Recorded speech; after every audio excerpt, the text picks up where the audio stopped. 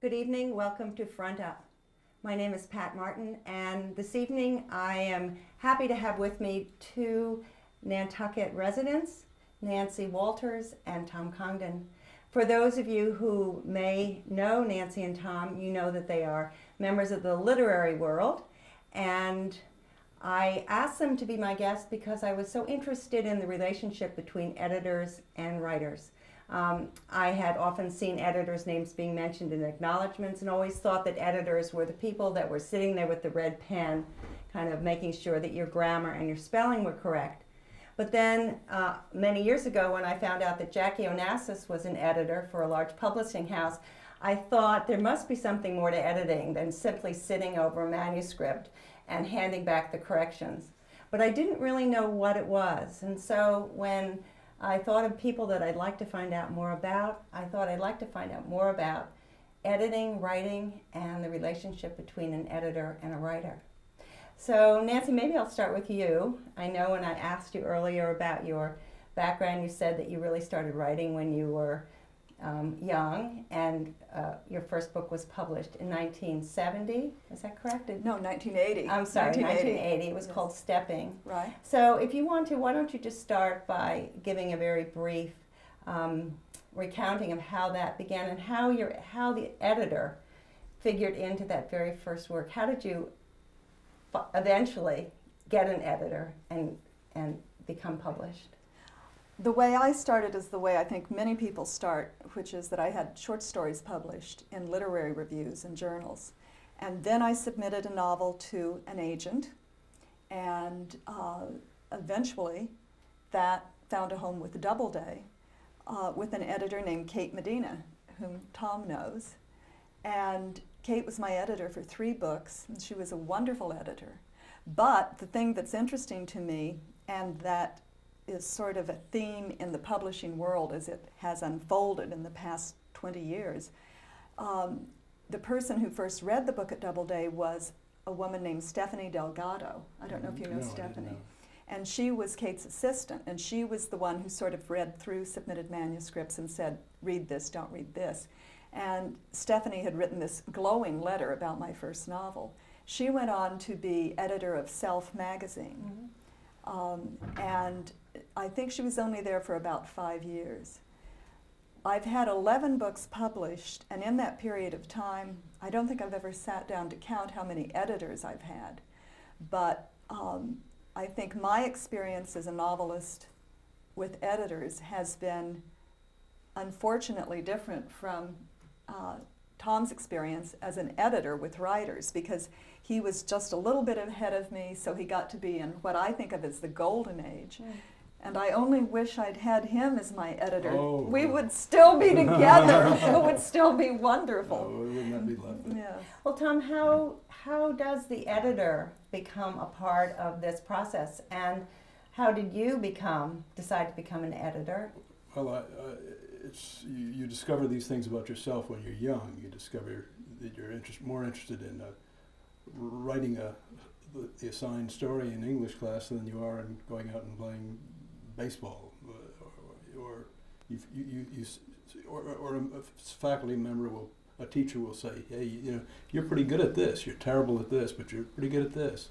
And that happened to me. A wonderful teacher at St. George's School fingered me, and so I began to pursue those things which fitted into that, and was on the Yale Literary Magazine, and went into the Navy, and toward the end of it I realized I had to do something with my GI Bill of Rights, so I went to the Columbia School of Journalism, and then to the Saturday Evening Post, the old Saturday Evening Post, which is a wonderful way to learn editing, to a weekly magazine, fast deadlines, good authors, and a basic in-touchness with America, with ordinary, intelligent Americans. And it shaped me as an editor. I never became a high-flying literary editor. I was always interested in reaching numbers of people, not obscene numbers of people, but trying to make things intelligible to ordinary people. And it is a long answer. I came out of Columbia. I came out of the Saturday Evening Post folded. That's right. The Post folded, and I was hired by Harper and Row, a publishing house. I never dreamt that I'd ever be in book publishing. I thought that would not, too good for the likes of me. But apparently, some of the things I had were useful to them, and I stayed there 3 years and went to Doubleday. Do you remember the very first author at Harper that you were the editor for? Yes, a fellow named Philip Stern, who wrote a wonderful book on Oppenheimer, J. Robert Oppenheimer, and his suspicions, his trial for allegedly being a spy, which of course he wasn't. And what was your job as his editor? Did you actually bring him into the publishing house? No, I was assigned the book as I first came in, and my job was just to work through that manuscript with him and keep him company. And an editor in that sense is a companion, a sort of a literary companion. You work along with a writer, and you keep everything in his life as best you can straightened out, and you keep him applied to the job, and when the manuscript comes in, you say, "I love it, but," and you say that as often as you have to, and then you say, "I love it," and then the work begins, and that's another story. Yeah. Well, Nancy, you mentioned that you had a number of editors. Were they all your companion? I mean, is it always a positive and enjoyable relationship, joining together to make a manuscript come into fruition?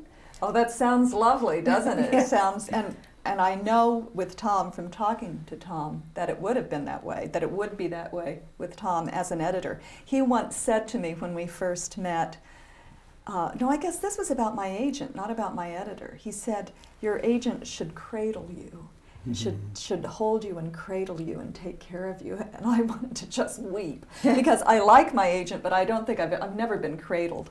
And as far as a literary companion, I've had some editors that I really felt, for example, Kate Medina, I felt very simpatico with. I felt that she knew what I wanted to write. She read my manuscripts and she could find what was wrong in a general sense and correct it. And she was also good at line editing. She was also good at a number of things, talking to people in the publishing world about my books.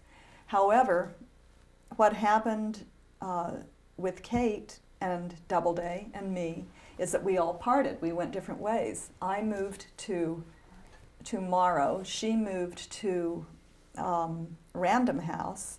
And then I moved from Morrow to Scribner's. And at that point, Scribner's was bought by Macmillan, who was then bought by Robert Maxwell, who was then bought by something else. And so with each time the business was bought, there was a new editor handed down to me.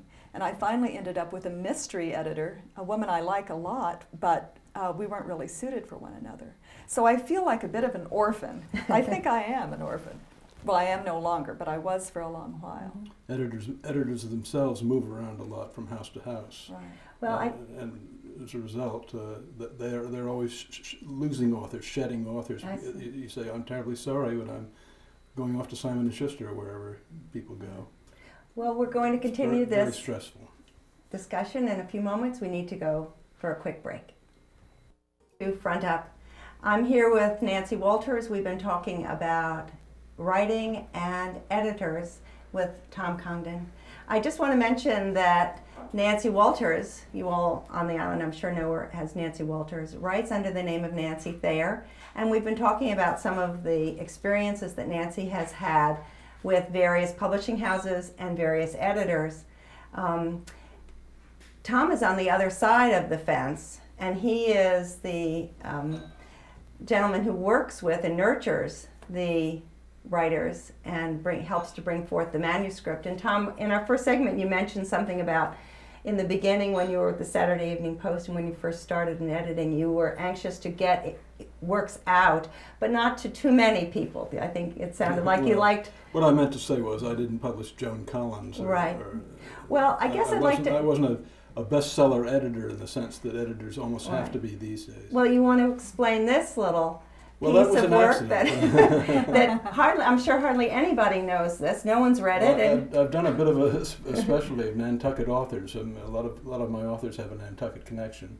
Peter Benchley was the son and grandson of Nantucketers, and I saw that he had written good stuff in National Geographic, and I invited him to lunch, and he didn't have any useful ideas at all, and I finally said what you always say in that situation. You say, well, have you ever thought about writing a novel, hoping that the answer is no? But he said, well, I do have an idea for a novel about a great white shark that marauds a seacoast town and provokes a moral crisis. And did it right away sound like something that would be great? Right away sounded like something that would be great. And I said, well, why don't you write me 100 pages? And he said, look, I'm broke. I'm working 2 jobs right now and trying to write in between. I don't have the money to write anything on speculation. I said, okay, you come up to my office, sit in my chair, tap on my typewriter, tap out 1 page stating the idea that you've just stated, just the way you've done, and I'll get you $1,000 to write me 100 pages. And he did, and I did, and pretty soon we had just a monster Really? bestseller. Really? It's a real sleigh ride. Yeah.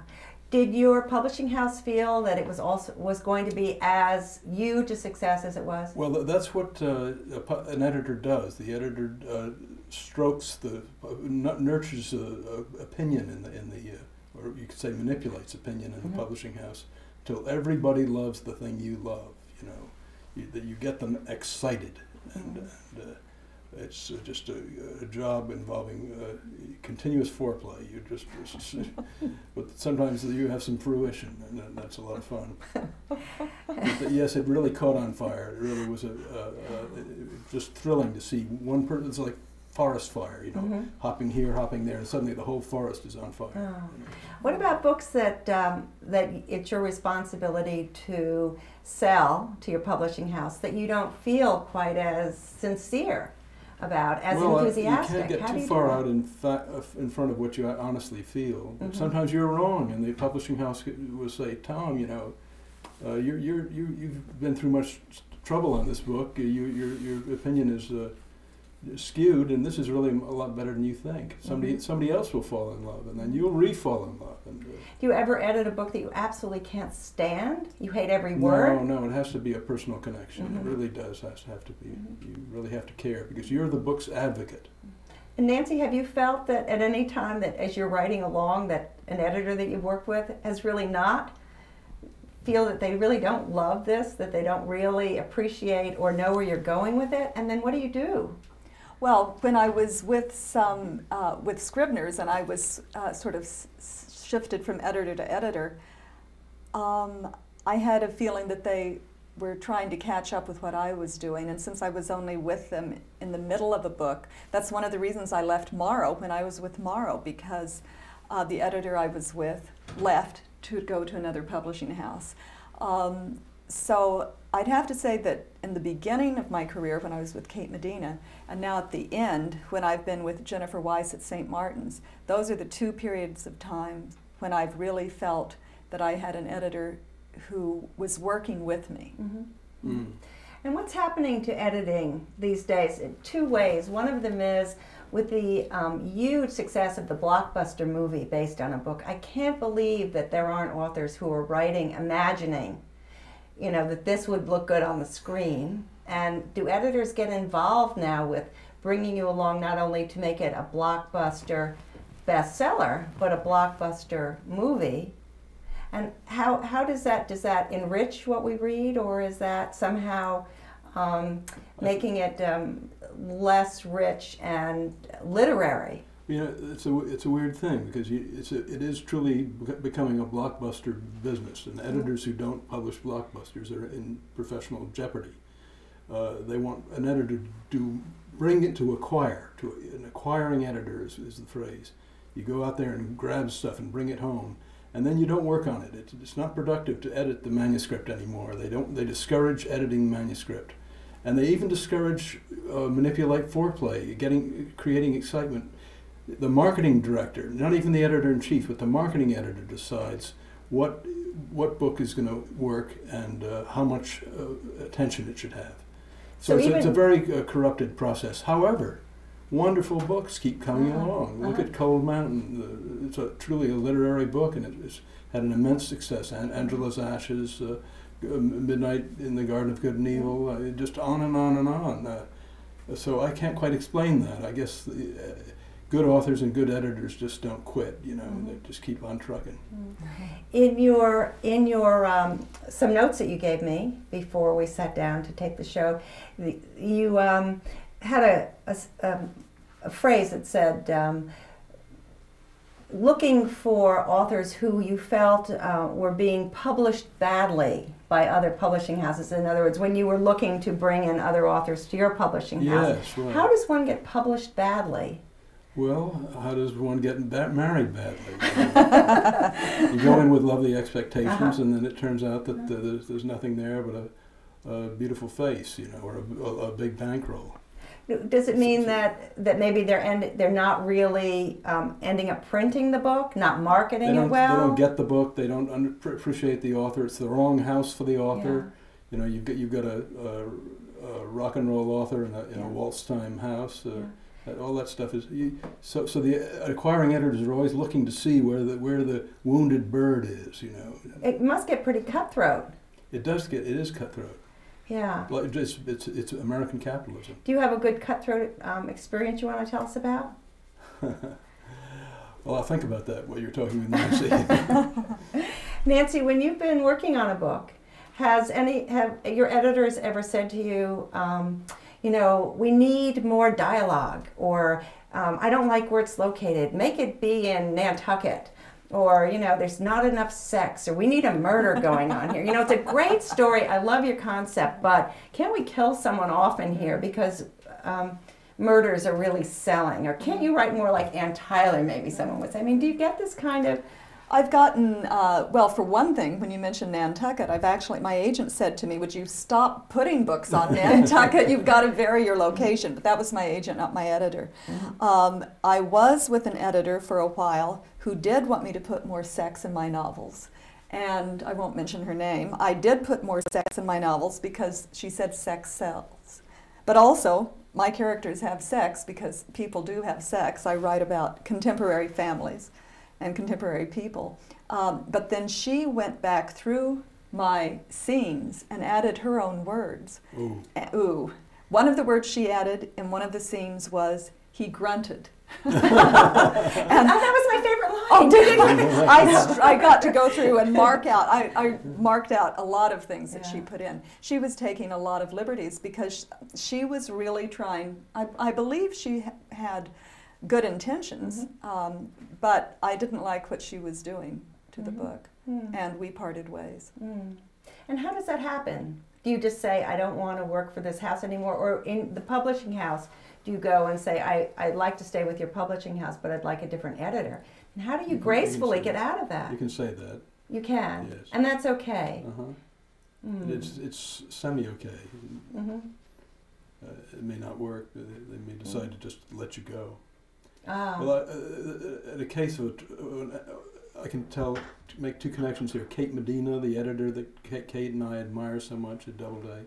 I was at Doubleday when Kate was, and she, as a very young woman, signed up Tennessee Williams, signed up his memoirs, and it was a great coup. It was just a wonderful thing that he liked her and he signed up with her.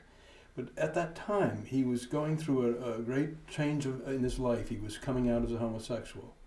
And when Kate began to criticize the drafts of his manuscript, he chose to represent that as prejudice on her part. There was too much sex, too much homosexual sex in the manuscript. He thought that's what was offending her instead of just plain poor craftsmanship. And so he demanded that he be given a homosexual editor.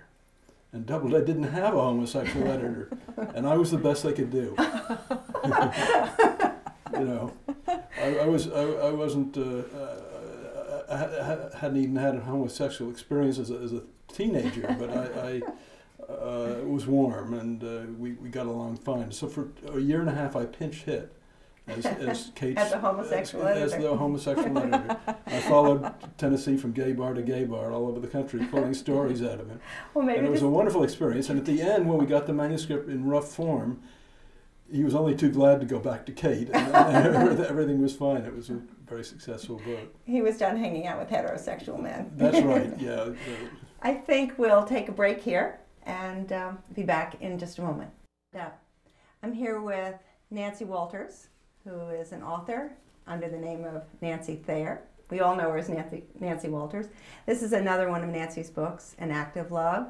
And with Tom Congdon, an editor who has, as well as some of the other books that we pointed out earlier, has also edited The Reckoning by David Halberstam. But in just the few minutes we have left, I just want to find out, Nancy and Tom, what you're working on now. Nancy. I'm working on another novel about families, and I think it's set on Nantucket, and I'm working with my editor. We're sort of in what you call a waltz period, since you referred to dancing. We're doing a little tango, little rock and roll relationship. And what does that mean? Is it? We're talking a lot about, I must say, my editors now take much more interest in what the books are about than they used to. When I sent a manuscript to Kate Medina, she pretty much took it as it was. My editor now, as Tom has said, my editor very much wants all my books to be bestsellers. And she's doing much more work, much more meddling, not in a bad sense, with the book to see if she can sort of push me outwards towards bestsellerdom. Mm-hmm. How do you feel about that? It's hard. It's difficult, especially since she's younger than I am. It's a good thing I have young children. Well, my children are in their 20s, and now they tell me what to do, so I can get used to my editor telling me what to do. But no, I think she has some good ideas. She's down in New York. She's paying attention to the business. I'm in my room. I'm on Nantucket, and I'm really glad and grateful to have someone who's really paying attention and listening to what's going on in the world. And then she encourages me in the direction I go. How about you, Tom? Well, I said that editors tend to move around from house to house, and as a result, they lose their pensions. And I have no pension, so I have to keep. I am not retired. I get very exercised when people say, "Well, how is it being retired on Nantucket?" I said, "I don't know." I'm working as a writer and an editor. I help writers with their manuscripts. I do it for money. My wife tells me I must not do it for free, and I won't. And I've got a number of writers right here on Nantucket that I'm working with, helping them develop their books, or in some cases, in other categories, I've got ghostwritten books for people, or collaborated. I'm also writing magazine stuff. I write a humor column on Nantucket for Forbes magazine, and they're sort of barbed. Really? Are you finding anything humorous on Nantucket? I find a great deal that's humorous on Nantucket. I'm just writing a piece right now on the new rich in Nantucket, and if you don't think that's humorous, Nantucket was very productive for me when I was an editor. I published not only David Halberstam and Peter Benchley, but also my favorite book of all the books I published, Russell Baker's wonderful memoir, the Pulitzer Prize-winning memoir, Growing Up. That was a great story. It took me quite some time to persuade him to write his memoir. I think it violated his fundamental modesty. But when he did, he attacked it all out. The first draft was more or less a genealogy, and that didn't read very well. And the second draft was better, but it wasn't. He hadn't really loosened up. But the third manuscript, when it came in, was absolutely a knockout, virtually word for word the way it appeared in the book. And it was an American classic. We don't often get to publish a classic. You need to read your article. Well, yes, that's right. Anybody who has any wonderful stories about the new rich on Nantucket, I would be very grateful if you sent them to me. And what else are you working on? Call me up. Well, I'm also helping a friend in Ireland write a wonderful book about a mother and a daughter who share a remarkable experience. And oh golly, I can hardly remember what I know what I'm doing. I just got back from a 2-week trip to England where I interviewed British eccentrics, and I'm writing a piece about British eccentrics. Well, That sounds great. I took a 2,000-mile automobile drive on the wrong side of the road, which is pretty eccentric in itself, to talk to a half a dozen British eccentrics. Wonderful people, terrific. Well, it sounds like you've made a nice transition from editor to writer, and I wish you both wonderful luck with all of your endeavors right now. Unfortunately, our time is up. There's so much more that I would love to talk with you about. Feels like we just got going, but I want to thank you again, Nancy Walters and Tom Congdon, for being our guests on Front Up.